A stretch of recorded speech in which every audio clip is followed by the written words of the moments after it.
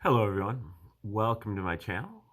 This channel is for educational purposes, and um, today is our 345th video on the reciprocal system of theory, which was originally devised by Dewey B. Larson, and he did a lot of talks, a lot of papers, a lot of books while he was alive. He died back in 1990, and since then the mantle has passed to some of his followers. We're going to look at one of those followers today, Dr. Bruce Perret, who also recently passed away, but he did some great work in kind of staying within the spirit of Dewey Larson's reciprocal system, but also kind of modernizing it and just just kind of debugging it, making it work a little bit better. And we're looking at his paper here that is called the Reevaluation. Dr. Bruce Perret and Dr. KVK Nehru have gone in together on what they call RS2, the Reciprocal System 2, the Reevaluation of Dewey Larson's reciprocal system. And so, we are going to look at some of the major, what he describes as how he reevaluated the reciprocal system and what he's putting into it now. Now, the basic idea behind the reciprocal system is that we live in a universe of motion, and other people have come up with that before, such as Descartes and Hobbes, Eddington, and others. But I think Larson distinguished himself by defining his motion as the relationship between space and time. He also, so that basically makes time and space reciprocals of one another. Time and space do not exist separately. They only exist together in motion. You can think of motion as a fraction, with space or time as the numerator, time or space as the denominator, such as speed. Speed is our most basic idea of motion, and speed is space divided by time. The bicycle is moving 15 miles an hour, 15 miles of space in 1 hour of time. Space over time, speed. And another thing about speed is that it is a scalar, meaning that it does not have any units of any direction involved. So that's what Larson calls a scalar motion. It's a motion that has a magnitude but no specific direction. And even though scalar motion is known in science, it is not appreciated for being not only a different, but a different motion in kind, and also more fundamental motion that precedes our vectorial motion. You can see that in a balloon that you put dots on with a magic marker or something. If you blow up the balloon, all of the dots are moving away from each other, and but they are not moving in any specific direction. So you just have all of the dots are moving away from all of the other dots, and in fact, even the places on the balloon where there are not dots, those are also moving away from all of the other points or non-points on the surface of that balloon. The balloon itself is expanding, so all of the points on the balloon are expanding away from all of the other ones. And all of the locations on the balloon are expanding from all of the other ones. But there's no specific motion, no specific direction that's involved in this.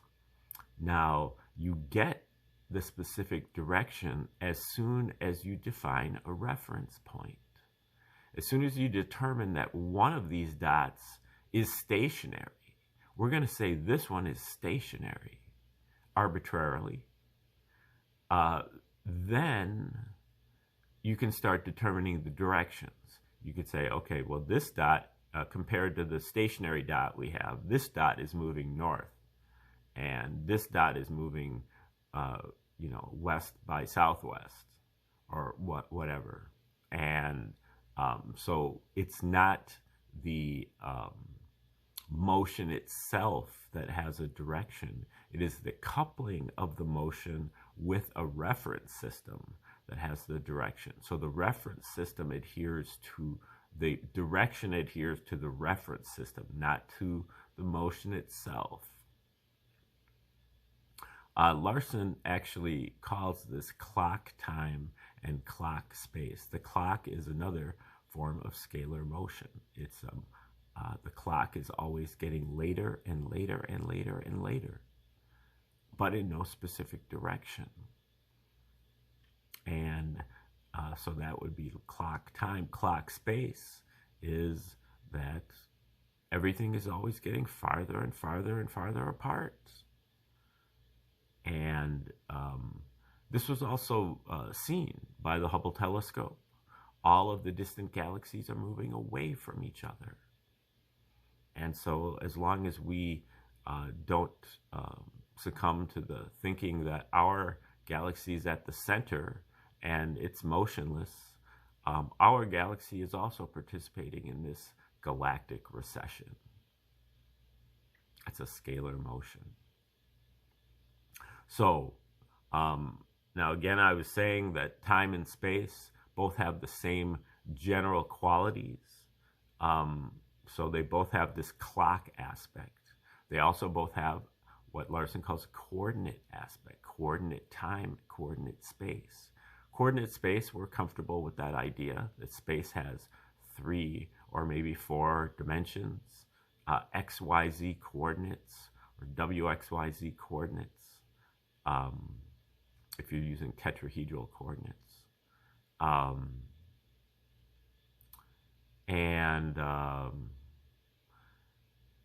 We're comfortable with that idea.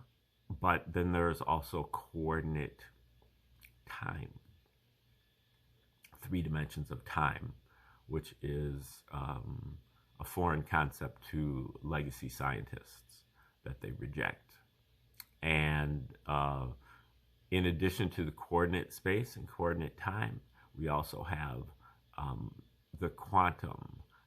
Space and time are both quantized, meaning that they have a minimum unit. There's a minimum unit of space and a minimum unit of time. If you don't have a full unit, then you don't have anything. You have to have a full unit before you have anything. If you have 1 full unit of space in 1 full unit of time, space over time, then you have the speed of light. The speed of light is 1 over 1 equals 1. Larson refers to this as unit speed. And unit speed is really the center of this universe of motion, which makes sense. It's a universe of motion. So motion is there before everything else is there. Motion is at the center of a universe of motion. The speed of light outward in all directions. That's what Larson calls the progression of the natural reference system. And so he makes his measurements from that. Are you going faster than the speed of light or slower than the speed of light outward? If you're going faster than the speed of light, he calls that the cosmic sector. And if you're going slower, he calls that the material sector. And so the material sector is the only one of the 2 sectors that legacy science understands. Because of Einstein's dictum that speed of light is the maximum speed of the universe. So he is eliminating the entire cosmic sector from his consideration by saying that. And but we're not losing out too much, because whatever's going on in the cosmic sector is exactly the same as what's going on in the material sector, except that they are reciprocals of one another, and so you have to invert the roles of space and time. So in the material sector, you have coordinate space and clock time. In the cosmic sector, you have coordinate time and clock space. Okay, so that is somewhat how the reciprocal system works. Larson, that's basically going through Larson's first postulate. And he has two fundamental postulates that he came out with in the late 1950s. His second postulate is that the universe conforms to the relations of ordinary commutative mathematics. Its primary magnitudes are absolute, and its geometry is Euclidean. We will see how Dr. Peret handles these two fundamental postulates in this paper. But what Larson did is that he took those two fundamental postulates and he went through a process of deduction of, okay, if these postulates are true, then what else can we say is true? What follows from these postulates? And he basically went through 165 steps, what he calls the outline of the deductive development of the reciprocal system. And I did about 15 videos on this many months ago, about 10 months ago. So if you want to go into the archives, you can watch those as well.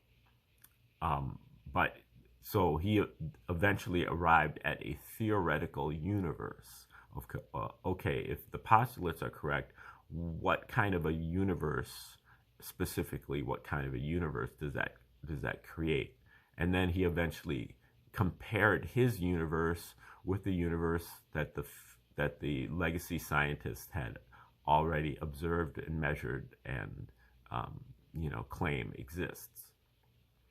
And those are some interesting studies. Most of the time, they arrived at identical universes.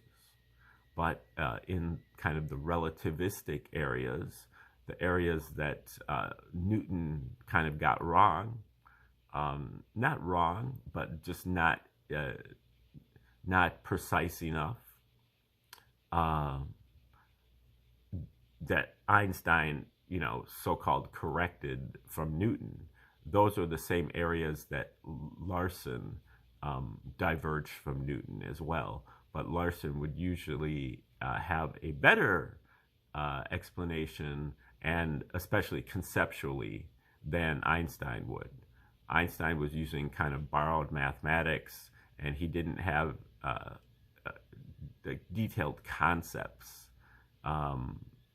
conceptual understanding of what was going on. So we have seen that in some of the other studies here on the reciprocal system that we've done, and we will see more of that. But let's get right into this article from Bruce Peret, RS2-103, the Reevaluation. Now, we've gone through the first half of this in the last video, so you might want to go back and check out the first half. We're at this stage. Larson was, or Peret was basically explaining what he was using to kind of update the reciprocal system. And a lot of it was kind of new technology that Larson didn't know about when he was writing his stuff up, 60 years ago, which includes the concepts of quaternions and complex mathematics. Those things existed, but they've been refined since then. But also projective geometry, which is really kind of something that has a long history, goes back all the way to BC times, or at least to Pappus, and was refined a lot during the early modern period by a lot of French guys. But it's now being used a lot for computer imaging, and they use projective geometry to create very lifelike computer images strictly from bits. So Peret attempts to kind of apply these ideas to the reciprocal system. So this section is called One Giant Leap for Larsen Kind. It is obvious that the biological realm, documented in Larsen's book Beyond Space and Time, is composed of the same stuff everything else is made of. So why did Larsen need to define metaphysical postulates? Now, I didn't mention Larsen has 4 metaphysical postulates that he had to add on for his final book, Beyond Space and Time. The 2 fundamental postulates worked for the inanimate universe, but when he started applying it to kind of life phenomena and mental phenomena, they didn't work, and he had to define 4 new postulates. And so that for Peret is somewhat of a red flag, and he goes after it here. Okay, so Studies in the Biological Realm by Nick Thomas show that the geometric relations are not Euclidean in nature, as you find in the inanimate realm, but affine. That's a type of geometry, affine, A-F-F-I-N-E. Affine geometry. They appear as a scalar recursion. Some of the geometric assumptions made by Euclid do not hold true in living forms. This is because the type of motion is different. Larsen's postulates define the inanimate realm, where you have motion in either space or time. When it comes to the animate, the living realm, a new kind of motion is introduced, a motion that is between space and time, which Larsen calls a life unit. For Larsen, the life unit was a combination of a material and cosmic units. Now, normally when material and cosmic units are, they interfere with each other, they annihilate each other. Cosmic atoms are also known as antimatter. So a matter-antimatter collision usually causes annihilation of both. But when they combine at the proper angle and in the proper proportions, then that explosion turns into an explosion of life, and the life unit is formed. So this is how Larsen deals with life phenomena. And so Peret is saying here that, okay, when we're in the inanimate realm, we're in either space or time, either the cosmic sector or the material sector. But when we're using life units, then we're talking about both of them at the same time. And so he's saying that there's a different kind of geometry that's needed for that.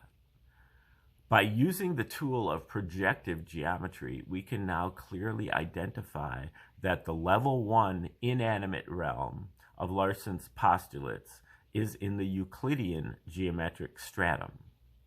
The level 2 biologic realm, life, is in the affine geometric stratum. And Larsen's scalar motion, or space-time, sits clearly in, or cleanly, in the projective stratum. Now, there's a basic geometrical cascade here that he doesn't really mention. And it goes from, at its most generalized, projective geometry to affine geometry to metric geometry to Euclidean geometry.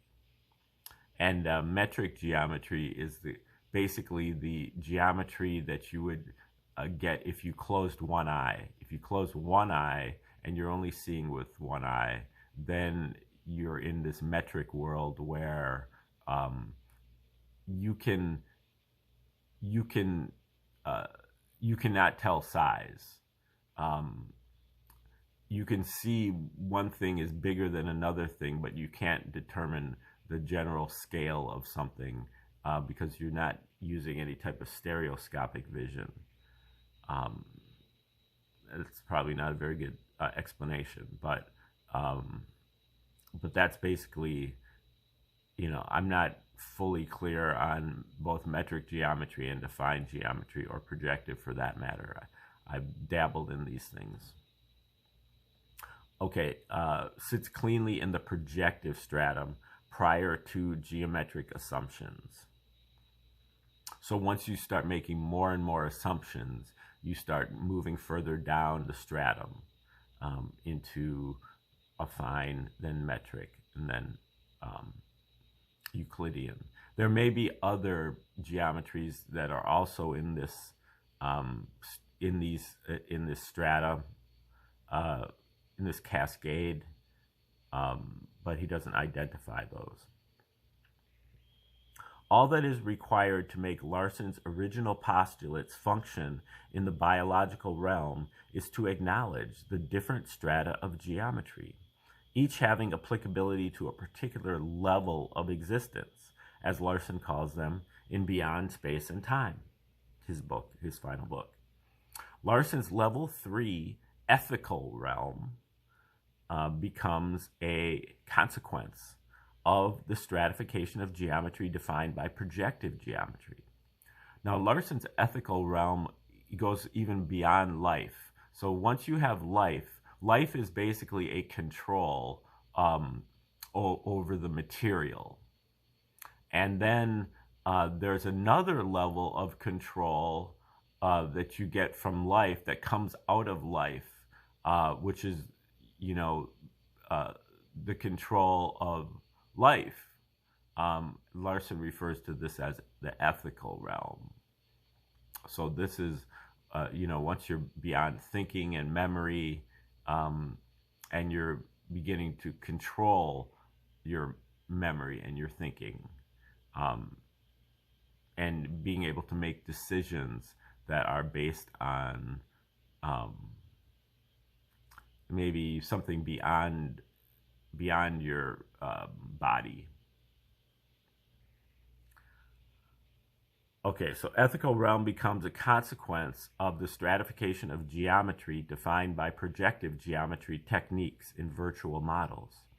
It actually defines 7 possible levels, of which Beyond Space and Time documents the first 3. So that's inanimate, biologic, and ethical. In a different work, Peret basically divides ethical up into several different strata, like 5 more, or 4 more. By removing these limitations, Larson's postulates work for the biological and ethical realms. No additional postulates are needed. This is what RS2 has done in the reevaluation.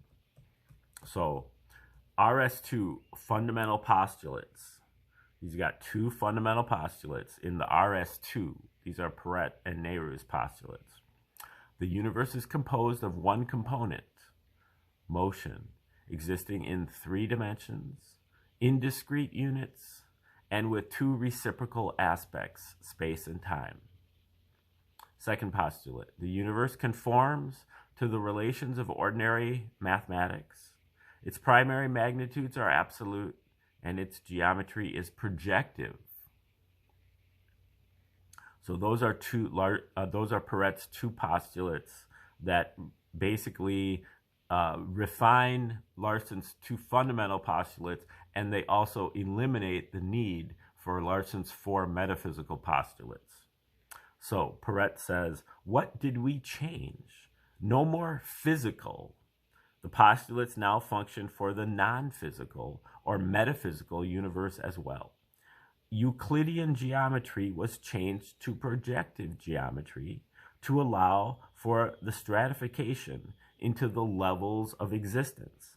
And commutative of commutative mathematics, commutative was dropped as it is inapplicable to motion that occurs in more than one dimension, such as the polar geometry of the life or ethical unit. When you're using the life unit, you're basically using complex numbers. You're combining a real number and a complex number. Now that we are using a micrometer caliper and computer instead of a yardstick and slide rule, a larger and more encompassing model can be developed from Larson's original work while retaining the best of what Larson had already accomplished. And that is the end of that article, Bruce Peret, from November 2013, 10 years ago. And I wish he would elaborate a little bit more there. But if you get into the rest of his writings, you will eventually kind of see where he's getting to. He's got a little footnote here that kind of goes over a lot of the history of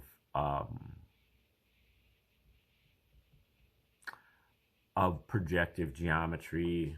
It talks about some of the luminaries that were involved, which include Pappus of Alexandria, this guy Brunelleschi, Kepler, Gerard Desargues, or however you pronounce that. And he was one of the original kind of major people in projective geometry, lived from 1591 to 1661. And then also Pascal and Gaspard Monge and Jean-Victor Poncelet in the 19th century, early 19th century. And then Nick Thomas, the English mathematician from the 20th century.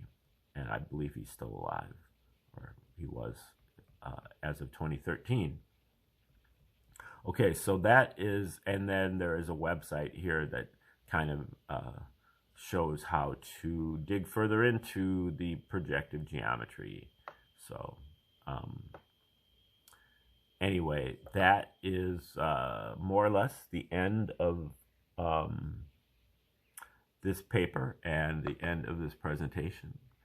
We will move on tomorrow, where we're going to be covering RS2-104 article from Dr. Bruce Peret, and this article is on scalar motion. Again, this is that motion that has a magnitude, but it has no specific direction. And we'll get into that tomorrow, but for today, thanks for tuning in, and have a great day.